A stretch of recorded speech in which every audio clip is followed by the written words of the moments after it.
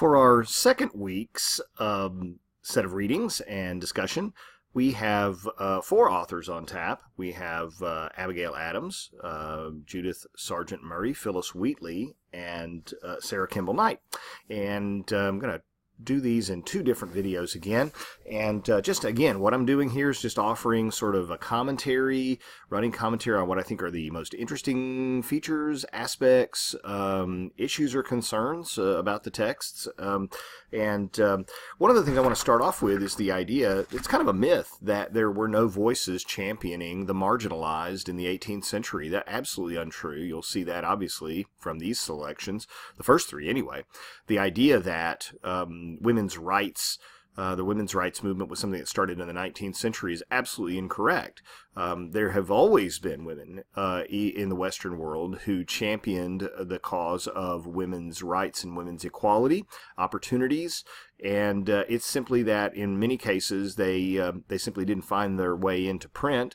By the 18th century, you have a burgeoning print industry, even in the colonies, and you have a considerable amount of free flow of ideas between Britain, the colonies, and the continent. And a lot of people were thinking of new things, ideas, new ways of looking at things. So the idea that the 18th century was an era of the rights of man and man only, not true. And you can see that with some of the texts that we're looking at today. The call for women's rights, in fact, in the United States anyway, started at the country's very founding. You can see that with Abigail Adams. Just got a couple of letters here that she wrote to John Adams, her husband, back in 1776, just prior to the Declaration of Independence. But by that time, of course, the war had really begun. A lot of people forget this. They think that we signed the Declaration of Independence and then the war started after the Declaration of Independence. No. The Battle of Lexington and Concord was in 75, full year earlier. I mean, in other words, violence had broken out, rebellion had broken out a good year or more in advance of the Declaration, that's for sure. But in her March 31st, 1776, remember, he's off at the Continental Congress in Philadelphia, and she's writing to him, and she's really lobbying hard here. She says in the March 31st letter, I desire you would remember the ladies and be more generous and favorable to them than your ancestors. Do not put such unlimited power into the hands of the husbands. So really, the Declaration of Independence was really sort of a diplomatic missive or letter written to the king, written to the world in general, written to to others. It wasn't a legislative act. The Continental Congress could legislate to some extent, but remember that this is 4 months prior to the Declaration.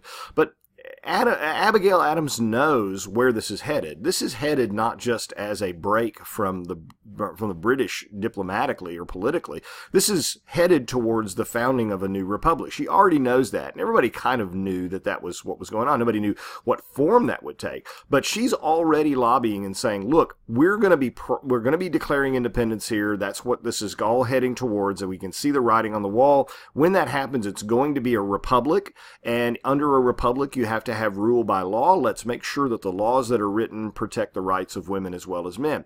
She says, remember, all men would be tyrants if they could. This is a very clever argument. Look, you're trying to fight against tyranny. Your argument there in the Continental Congress is that government by one man, a king, is always a tyranny.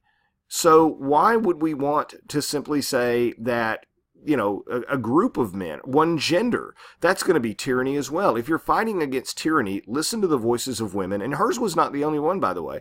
Listen to the voices of women who say you cannot have unchecked power in the hands of an individual. And in this case, she's also talking about husbands. She's really talking about not just ballot boxes and things like that. She's really talking about the rights of women in terms of their marriages, in terms of their households, in terms of what their domestic lives are like. If particular care and attention is not paid to the ladies, we are determined to foment a rebellion. And I don't think she's entirely teasing here or joking around. And will not hold ourselves bound by any laws in which we have no voice or representation. What does that sound like? Taxation without representation? She knows very well what the dominant arguments are in the Continental Congress for independence. Her husband's made them. And she's saying, look, the very arguments you're making against the tyranny of the king are very good arguments against the tyranny of one's husband if you're a wife, or against an entire gender oppressing another gender. If it's good for the goose, it's good for the gander, right? Or vice versa in that case. She says, why then not put it out of the power of the vicious and the lawless to use us with cruelty and dignity with impunity and indignity with impunity? Why not write the law to protect women's rights? Why not write? And again, I'm not thinking that Abigail Adams here is calling for, female presidents or anything of that nature. But what she wants is some legislative, some legal protections for women and their rights to their property, rights to their own determining their own lives, rights to, civil rights, these sorts of things. In her April 14th letter, she says, as to your extraordinary code of laws, I cannot but laugh. He's been sharing things. By the way, their relationship is a really interesting, funny, loving one. They had a great correspondence back and forth. He's telling her all kinds of things. She was a true confidant and a true intellectual partner with him. And she says, "Look, all these laws you're coming up with, I can't help but laugh at it. They're not complete. They're not complete. They only cover men." She says, I cannot say that I think you are very generous to the ladies, for whilst you are proclaiming peace and goodwill to men, emancipating all nations, she's basically saying, you and your idealism, you're out there spinning castles in the air about theories and philosophies and political, all these, creating a utopia. You insist upon retaining an absolute power over wives. Right? So you're out there creating utopia, but you're forgetting 51% of the population. We have it in our power, women, not only to free ourselves, but to subdue our masters, and without violence throw both your natural and legal authority at our feet. Okay? I think she has a here I think she is kind of being a little bit humorous. We'll show you, right? You think women can't do things that men can do. By golly, you push us and see. There's almost a kind of an echo of Lysistrata here, right? Where, if you remember the ancient Greek play Lysistrata, where women sort of go on strike with men, and we learn very quickly that the men had better pay attention to what it is that women want. But in this case, she's really teasing him quite well. The little printout website here, if you go to the website at the bottom of that, underneath those two letters, you'll see that it is true that the right of women to vote was not recognized by the United States until 1920, more than 144 years after the Declaration of Independence. And that's not because no one earlier had thought of it, because there were women who had rights to vote pre-revolution in 1777, 1780, 1784, 1787, all the way up to the Constitution. Women in certain colonies, in certain states after the revolution, had the right to vote. It just depended on the local jurisdiction and traditions and the local law.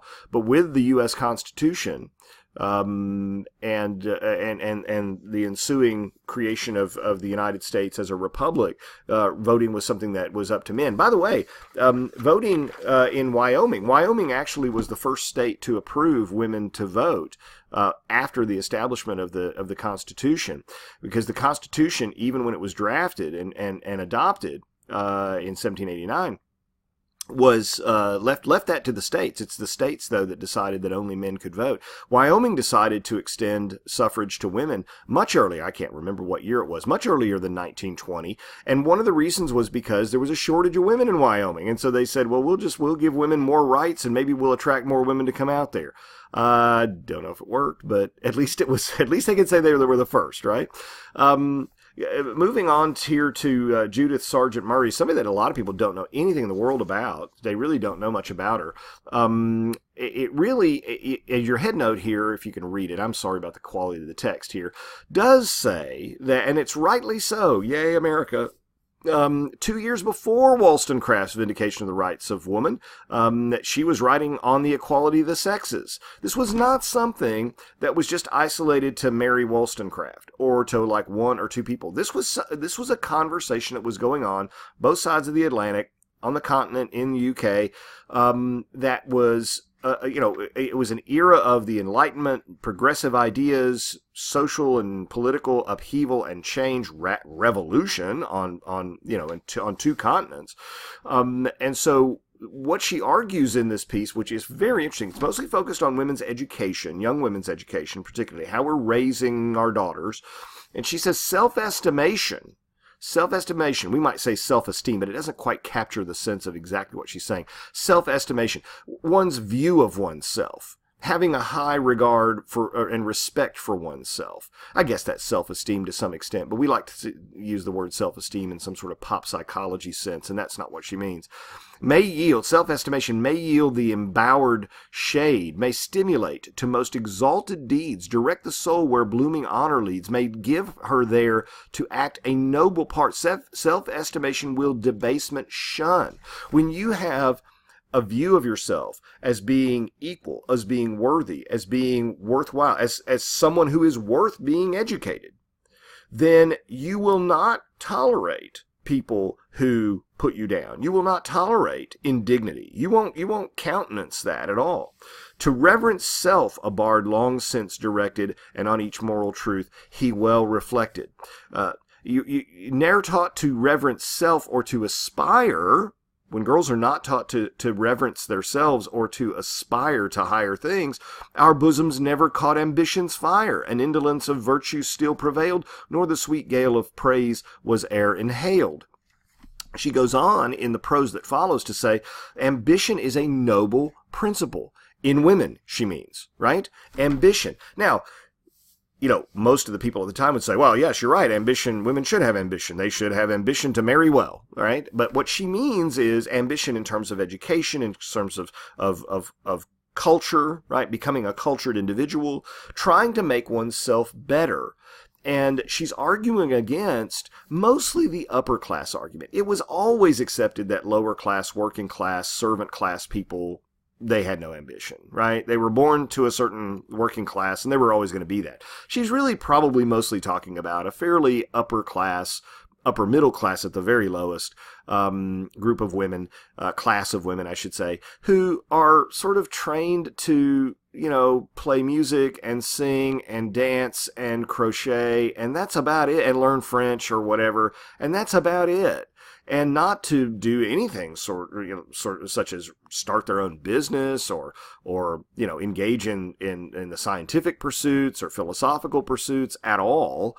And so when she says ambitious is a noble principle, women should be raised to want to accomplish things, to want to achieve things, not simply fulfill the role that's been taught to them that they should adhere to. She says ambition is a noble principle which properly directed may be productive of the most valuable consequences. So what are those consequences? What are the valuable things? She says, I would therefore have my pupils believe that everything in the compass of mortality was placed within their grasp. Every possibility in life, right? Becoming a business person, becoming a public servant, becoming whatever, a musician, an artist, whatever. That everything in life should be allowed to should be placed within their grasp, and that the avidity of application, the intenseness of study, were only requisite to endow them with every external grace. That all they have to do is work hard, and they can achieve whatever they put their minds to. It is too common with parents to expatiate in their hearing upon all the foibles of their children. In other words, parents are always putting their kids down. Parents are always going, well, she's lazy, and she doesn't apply herself, and she doesn't, and she says, don't do this stuff.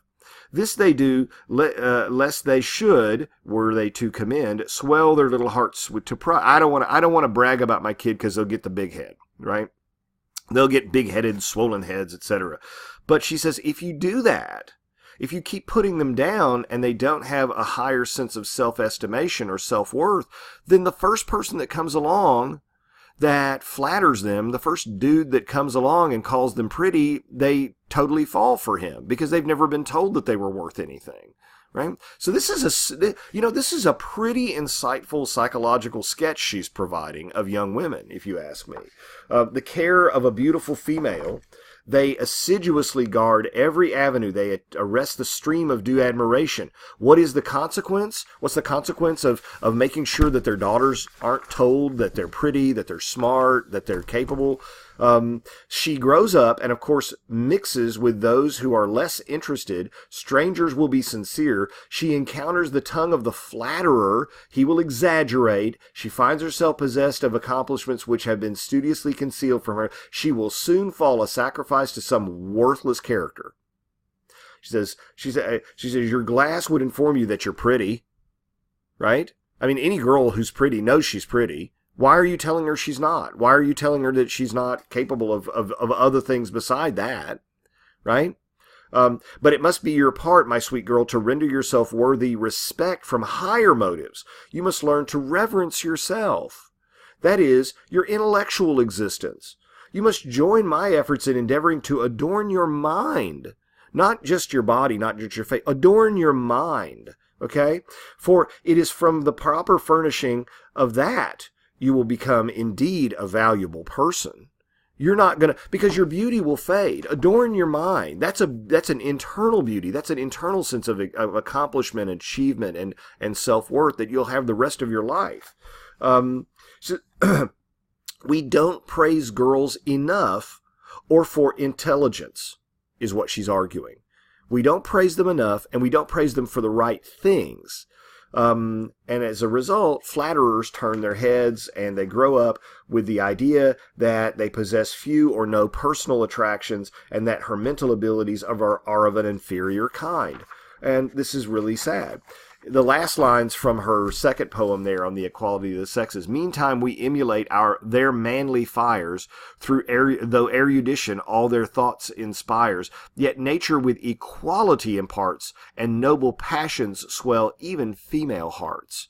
She really is kind of speaking here and championing a woman's intelligence, that we're not valuing that we emulate their manly fires. What she really is asking for is something even more radical than that, and that is, I don't even want to define intelligent as, imitating men in that regard.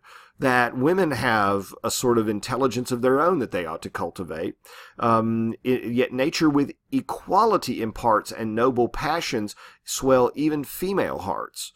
I think it's incredible that she was arguing this, and that now I'm sure there were many people who condemned it, but at the same time, this strikes us as being quite progressive. Remember, this is a good 60, 70 years before the Seneca Falls Women's Rights Convention. This is not something that is the product of the 19th century. It's part of the 18th century's way of thinking. Quickly turning here to Phillis Wheatley, just one poem here that I want us to take a look at because it kind of serves our purpose. There's a lot of poetry by Phillis Wheatley, but this is probably her most famous one. By the way, Thomas Jefferson dismissed Phillis Wheatley as being somebody who was just kind of a hack writer and maybe a fluke or whatever. But Wheatley actually had some talent. I don't think she was a great poet, but I think she was an interesting and a good poet. And certainly the fact that she was taught English at an early age as someone who was enslaved. The poem is an interesting one because I don't know what to make of the poem's main argument. Is it a progressive poem, as we would like it to be? In our modern sensibility, we're like, well, gee, I hope she's arguing something here that's more progressive. Or should it be taken as kind of face value and say, no, really, she actually believes this way? It's kind of hard. I'll read it in its entirety and comment on it. "'Twas mercy brought me from my pagan land." Now, you and I might say, slavery's not mercy. What do you? Oh man, that's has she been brainwashed, right? "Taught my benighted soul to understand that there's a God, that there's a Savior too. Once I redemption neither sought nor knew. Some view our sable race with scornful eye. Their color is a diabolic eye." In other words, some people view African Americans or Africans as, the devil's people and all this kind of stuff involved in, pagan, they're not Christian and so and so. What she's saying in the first half of the poem seems to be arguing that it was actually providential that I was brought from Africa and enslaved, because I would not have become a Christian had that not happened. Well, you can convert people to Christianity without making them slaves, but that's another story. I have an alternative proposal, a plan B, for those who might be interested. You don't need to make people into slaves in order to save their souls. But this is, okay, so a lot of people read the first half of the poem and they say, how sincere is she? And the answer to that is, there's no way of knowing.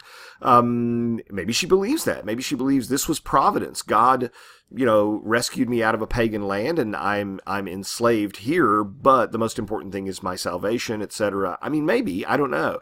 Or you might be, she believes that way because she's kind of been brainwashed to believe that way. I mean, how else would she believe? She was brought over as a small child and has almost no recollection of her earlier life of freedom as a child.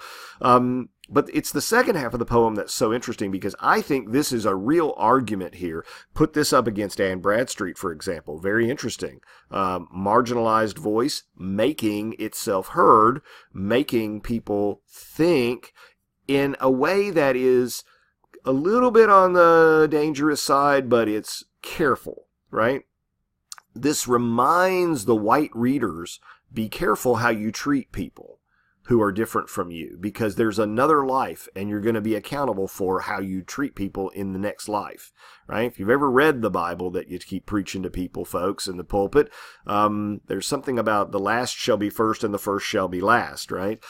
She says, some view our sable race with scornful eye. Their color is a diabolic eye. Remember, Christians, Negroes black as Cain may be refined and join the angelic train. It's a subtle reminder. Remember, after this life, we'll all be judged. And believe me, there won't be class differences or race differences or anything. So it's a very subtle but very clear admonition to the white readers. You need to think about how you treat people. You really do. Because in the next life, you're accountable. Anyway, it's an interesting set of voices here, because we have this idea that nothing progressive was being talked about or happened prior to the 19th century. We actually think nobody was modern before we were born, but which is certainly not true.